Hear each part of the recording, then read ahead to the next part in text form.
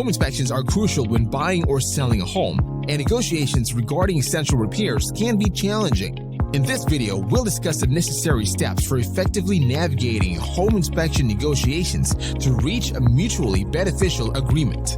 Comprehending the home inspection process. To negotiate the sale of a home effectively, both buyers and sellers must first understand the home inspection process. A professional inspector assesses the property's condition, identifies necessary repairs, and provides a detailed report.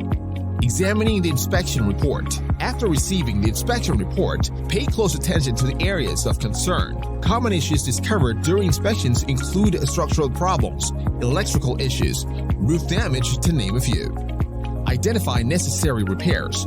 Realistic repair expectations from both buyers and sellers are crucial. Buyers should prioritize safety and structural concerns, while sellers must address legitimate issues. Starting the negotiation process. During negotiations, it's essential to address critical issues first, compromise on minor repairs, and offer credit for repairs or complete them before closing. Try to keep an open communication throughout the process.